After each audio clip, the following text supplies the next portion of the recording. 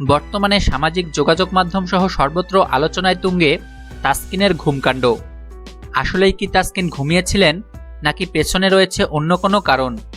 ভারত ম্যাচে তারকা এই পেসারকে কি ঘুমকাণ্ডের জন্যই একাদশে রাখা হয়নি? এমন অনেক প্রশ্ন ক্রিকেট ভক্তদের মনে। ভারতের শক্তিশালী ব্যাটিং লাইন আপের বিপরীতে দলের অন্যতম মূল পেসার তাসকিনকে একাদশে না দেখে অবাক হয়েছিলেন অনেকেই। অবশ্য এর পেছনে ছিল এক চাঞ্চল্যকর ঘটনা। গত 22 জুন অ্যান্টিগায় স্যার ভিভিয়ান রিসার্চ স্টেডিয়ামে অনুষ্ঠিত ওই ম্যাচের আগে ঘুমের জন্য টিম বাস মিস করেন তাসকিন, যার ফলে তাকে একাদশে দেখা যায়নি বলে গুঞ্জন রয়েছে।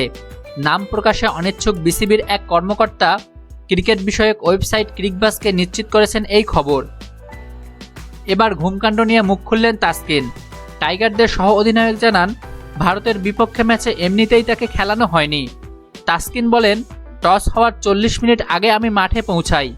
আমাকে যে খেলানো হয়নি সেটা দেরিতে হওয়ার জন্য নয়, বরং কেন খেলানো হয়নি সেটি কোচেই ভালো জানেন। তবে মাঠে পৌঁছাতে আমার একটু দেরি হয়েছিল। তাসকিন ইস্যুতে কথা বলেছেন দেশসেরা অলরাউন্ডার সাকিব আল হাসানও। তিনি বলেন, দলের বাস একটা নির্ধারিত সময়ে ছাড়ে, সাধারণত বাস কারোর জন্য অপেক্ষা করে না। ভারত ম্যাচে টসের 10 মিনিট আগে মাঠে পৌঁছেছিল তাসকিন, একেবারে শেষ মুহূর্তের দিকে। স্বাভাবিকভাবেই ওই সময়টায় তাকে দলে নেওয়া কঠিন ছিল। পরবর্তীতে তাসকিন দুঃখ প্রকাশ করেছে।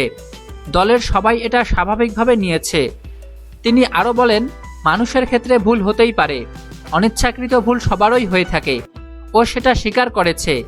ওখানে ব্যাপারটা শেষ হয়ে গিয়েছে। টিম বাস কারো জন্য অপেক্ষা করে না কখনো, একজনের জন্য পুরো দল থেমে থাকে না।